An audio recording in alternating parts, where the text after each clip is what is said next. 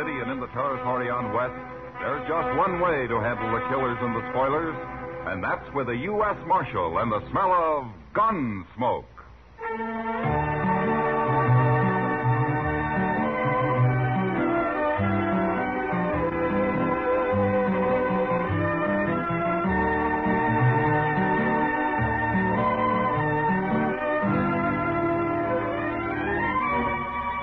Gunsmoke, starring William Conrad. The story of the violence that moved west with young America.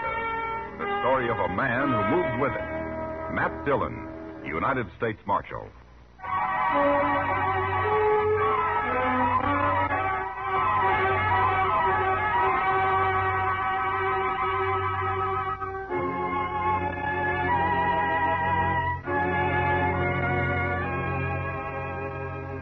The trip from Hayes City to Dodge was long enough horseback, but by stagecoach, it seemed endless. There were only 2 passengers besides me, and after the first hour on the road, we stopped talking. Just sit there in silence, waiting for the ride to be over. I'd been up late the last few nights, so I braced myself into one corner of the coach and fell asleep. I vaguely remember the stage pulling to a stop and somebody shouting. But I came fully awake when the door was jerked open and a man behind a bandana stuck a shotgun in my face. Get out of the coach. Hands in front of you. Be a pleasure to blast you open.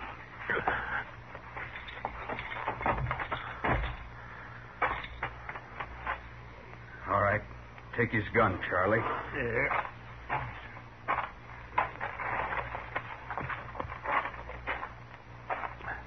Now, stand over there with the driver.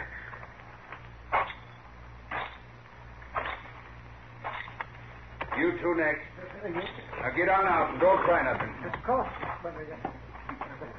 How come you didn't start shooting when they stopped me, Marshal? Well, I was sound asleep, Hank. Well, I'm sure glad of that. If we put up a fight, that fellow with the shotgun would have blowed me clean off the seat. Yeah. How many of them are there? Just these 2? That's all I've seen. Well, there could be somebody with a rifle hiding in that clump of elder over there. Could be. That'll learn him, Charlie. Hey, look. He killed him, Marshal. Yeah, the man was a fool to try that. Go get the box down, Charlie. Right. Take this one to help you. Oh, come on, you. I'll keep an eye on these 2 here. So, you're a marshal, huh?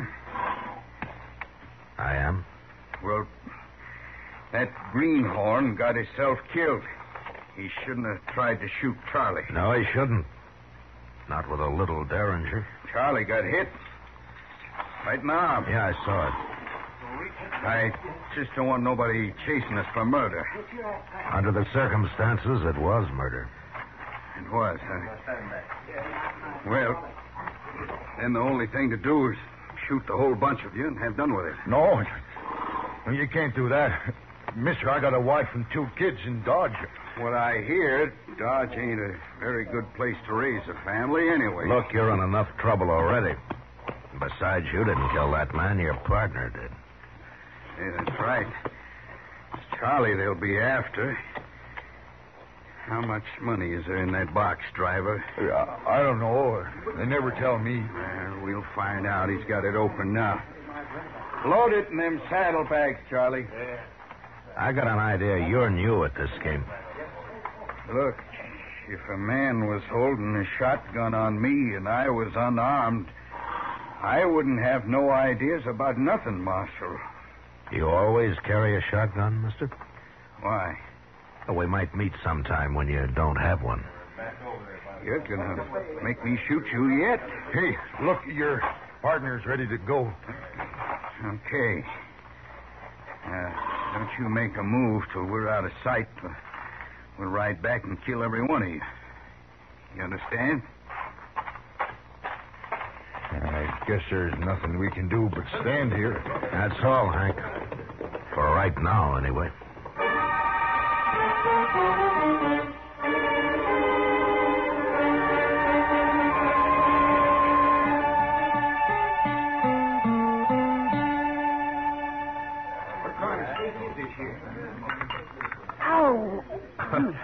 What'd you do, Kitty? Burn your mouth again? Oh, darn it, yes. What do you mean again? Well, it seems like you always do if the coffee's hot enough. Thanks for the sympathy. As much as you gave me about the stage hold-up the other day. All I said was I'm glad you were asleep. You're a lot safer that way. Well, being safe isn't exactly my main goal, Kitty. Yeah, I know. How much money was there, Matt? $2,000? You'd think they'd have paid a man to ride shotgun. Have you any idea who did it? No, they were both masked. I hear Wells Fargo put up a reward for him. Yeah, there's $1,000 for the one who killed the passenger, dead or alive. They must want him real bad. That's not good for business. People getting murdered. What about the other one? $300 for his capture. And if you recover the stolen money, Kitty, well, they'll give you half of it. If I found that money, they'd give me all of it. You'll end up in jail yet. Well, the Texas Trail isn't far from being a jail. For me, anyway. I gotta get back there pretty soon, Matt. Sure. Hey, you. Waiter. Come here and take this money or I'll throw it at you. Another gentleman in town. Kitty, I don't want to turn around. What does he look like? Well, I think it's the one with the black beard You over there. heard me, waiter. Get over here before I bust your neck. Yeah, that's the one, all right. Is there anybody with him? No, he's alone. And he's leaving now. Oh, good. No, don't stare at him. I don't want him to see me. Well, he's not even looking this way. He's going out the door, Matt. All right, come on. I want to follow him. Okay.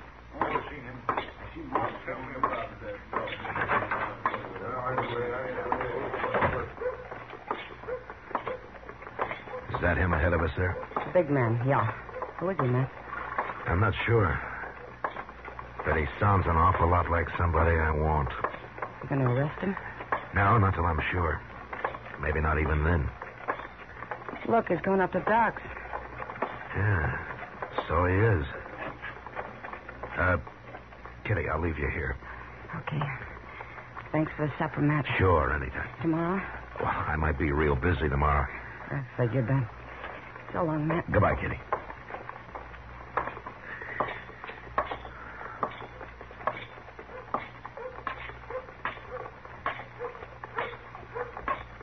That's a serious thing. It sounds like his arm is infected to me. How'd he do it? Well, he just tore it on some wire. Well, why didn't you bring him into town? It might be gangrene. Is that bad? Bad. Why, he could lose the arm, or even die. Where is he, anyway? Out on the prairie, in camp. Ain't there some medicine or something I could take back with me, Doc? Oh, hello, Matt. Good evening, Doc. Go right ahead. I just came up for a smoke. Oh, sure. Sit down, Matt. Yeah. Thanks. Now, look, mister. There isn't a medicine in the world. Never mind, But Doc. I'm telling you... Forget it. I'll talk to you tomorrow. Everything's okay. Yes. You better not wait too long. I'm warning you. I won't. We'll take care of everything tomorrow. So long. That man's crazy, that's what. No, he's not crazy, Doc. No, you should have heard him. I did. What do you mean you did? I was outside the door, Doc. Well, he's going into the Oliverganza. I guess he isn't too worried. What's this all about, Matt? Doc, I'll explain it to you later. Right now, I gotta find Chester. Oh, Chester, yes, he's down in the office. I just left him. Oh, good. I sure hope he's had a lot of sleep lately. What's that? He's gonna be pretty busy tonight. I'll see you later, Doc.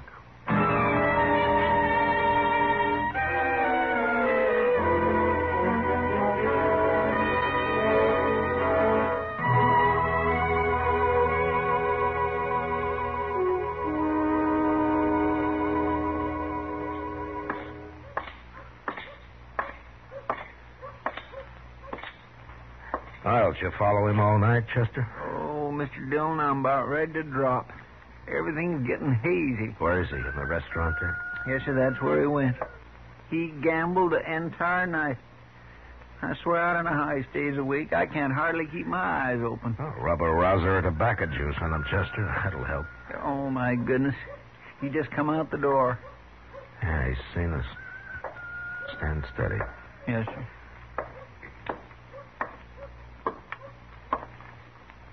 Marshal, I got a complaint. Now, is that so? Sure is. I had an idea this man's tracking me all night had something to do with you. Oh, how'd you know I was following you? Mister, you might as well have been wearing snowshoes with cowbells tied on them. No, that's not true. That's a doggone Never lie mind, now. Chester, never mind. What is your complaint, mister? Well, you. Can't a decent citizen ride into Dodge and do a little gambling without being haunted by your man here? Well, that depends on how decent the citizen really is. What name do you go by, anyway? My own? Jermo? Jermo? Is that all there is to it? That's all. Yeah. Well, Jermo, I just didn't want you to leave town without my knowing about it. Why not? I ain't done nothing. Well, Doc told me about your partner. The one who tore his arm on some wire. What about him? Well, I'm curious to see if you're going to take care of him, that's all. Well, of course I am. He'll die if you don't hurry. Well, I'm going after him. When? Well, it's no business of yours when. And anybody following me is likely to run into trouble. From a shotgun, Jermo? I don't use a shotgun, Marshal. Your partner's dying, Jermo. You're wasting time. And he's dying. He's my partner, not yours. I'll take care of him. Sure, Jermo. But you better hurry.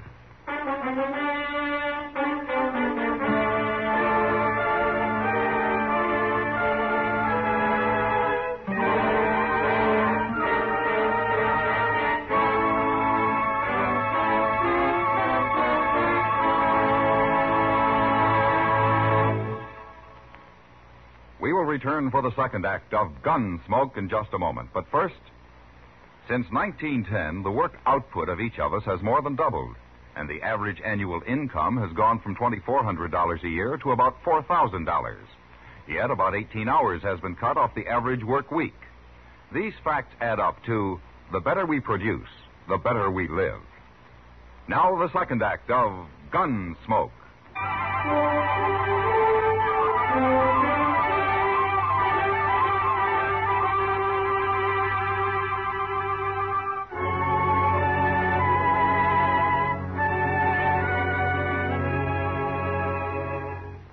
Chester had been up all night, so I sent him to bed, and I hired a Kiowa Indian I knew to keep an eye on Jermo. But even though his partner was dying of gangrene from the bullet wound he'd received at the stage holdup, Jermo didn't leave Dodge that day, or the next. He knew I'd track him to their hideout and to the stolen money if he did, and he wasn't the kind of a man who'd risk his own neck just to save his partner's life.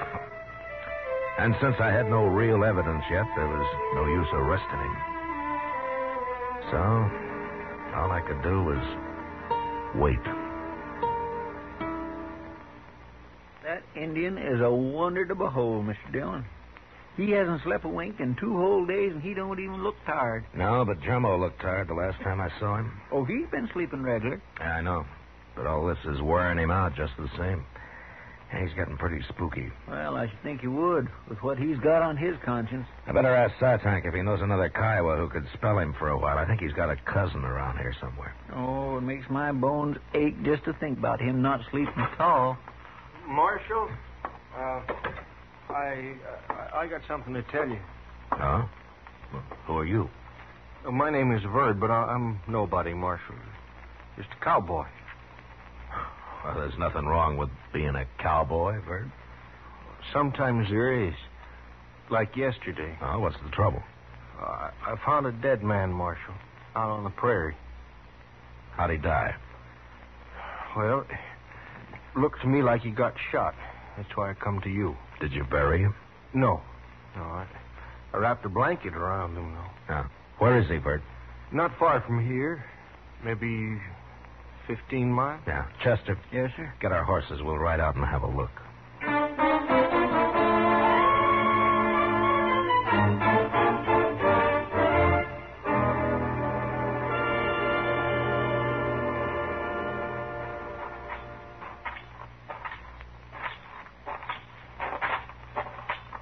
Yeah, Yeah, he's still there, Marshal.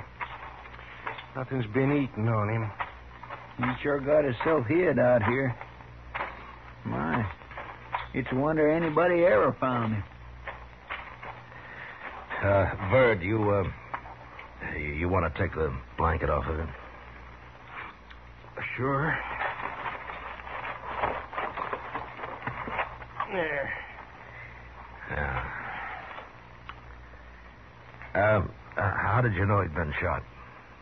Well, his arm, it's all swole up, Marshal. And then, you see here, I noticed that bullet hole in his sleeve there. Yeah. Well, looks like you've made yourself $1,000, Bird. What? Wells Fargo offered it for this man, dead or alive. He robbed a stage a few days back. It did? Well, ain't I in luck? And there's another 1,000 for whoever finds the money he stole. It's probably buried around here somewhere, don't you think, Mr. Dillon? Hey, that reminds me, I noticed something funny over there in them anthills. Like the ground been dug up. Show us, Bird. Yeah. Sure, Marshal. Right over here, wait.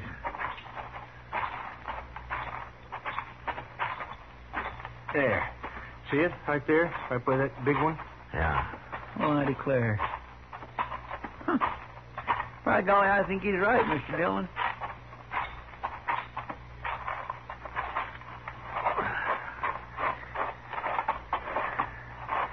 Yeah, there's something been buried here, all right. Yeah. I think I can... Yeah, there it is. I got it. Hey, looky there, Marshal. It's a money bag. And I found it, didn't I? Yes, sir. That's right, Bird. Here, look at that. That's real money, all right. Marshal, I found it, so I get the reward, won't I? 'Cause I knew where it was. Yeah, you sure did, Bird.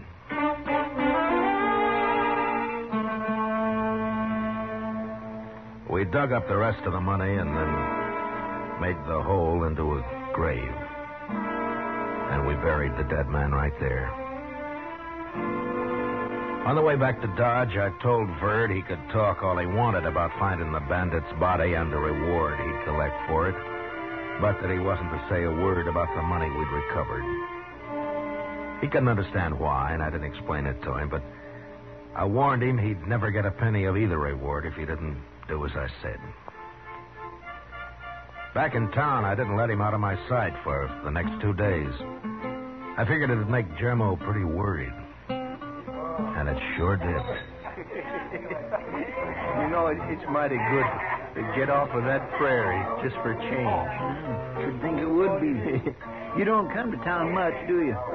I never seen you around here before. Well, I've been too broke, Chester. Well, sir, it sure takes money to see the elephant in Dodge nowadays. I'll be able to afford it soon enough. Ain't that right, Marshal?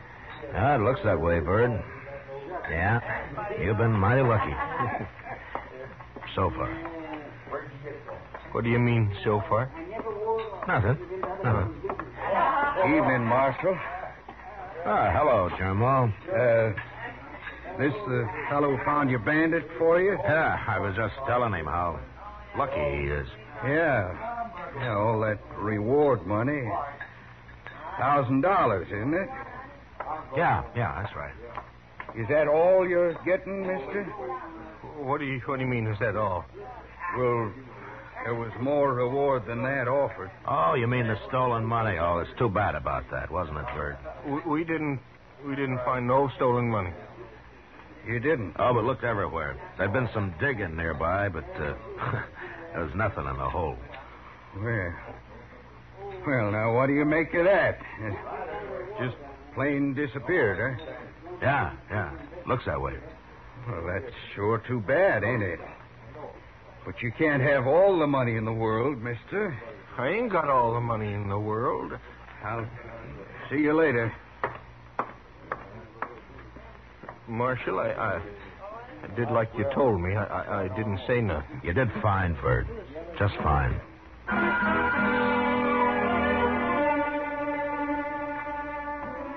When we left the saloon a little later, I noticed Jermo standing in the darkness of the alley. waiting. I was pretty sure he'd follow us as we crossed the plaza and walk up Front Street. When we reached Kelly's stable, Verd wanted to go in and see if his horse had been fed, so we said goodnight and left him there. Chester and I walked on a little ways. Then we turned off the street. We went back, entered the stable from the rear. Inside, we could hear voices. And we sneaked up from stall to stall until we were close enough to make them out. Tell me where the money is, Bud. What did you do with it? I told you, Germo. The marshal's got it. We dug it up. You're lying. Now, who turned in $2,000 to collect $1,000? You've stole it and hid it somewhere else. No, I didn't. I tell you. The marshal himself said there'd been some digging nearby.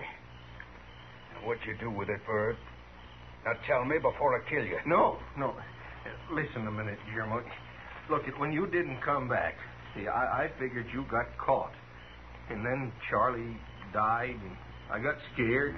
You always was a coward. That's why we left you in the bushes with a rifle when we stopped the stage. No, that don't matter, but look, Germo, don't you see, this way we're both safe, because I'll split both the rewards with you. You know I will. You're lying, and I'm going to kill you for it. No, now don't, Germo. Hold it, Tomo! Tomo! You're next, Marshal.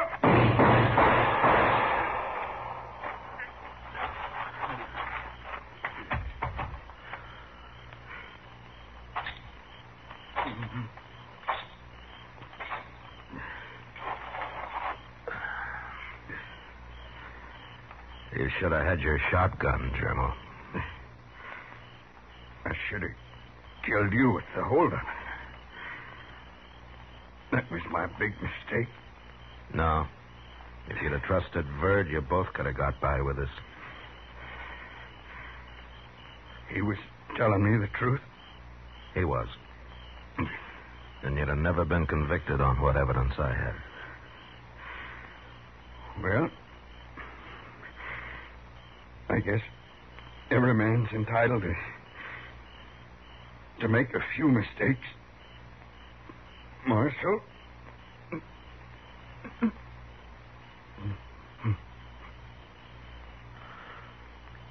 Germo?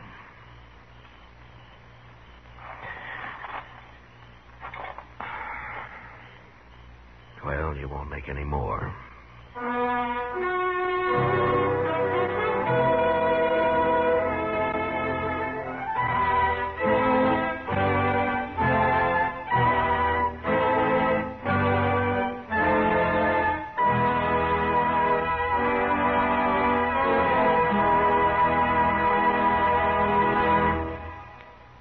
Gunsmoke, under the direction of Norman Macdonnell, stars William Conrad as Matt Dillon, U.S. Marshal.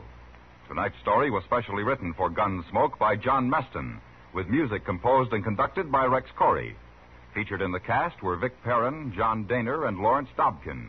Parley Bear is Chester, Howard McNear is Doc, and Georgia Ellis is Kitty. Join us again next week as Matt Dillon, U.S. Marshal, fights to bring law and order out of the wild violence of the West in Gunsmoke.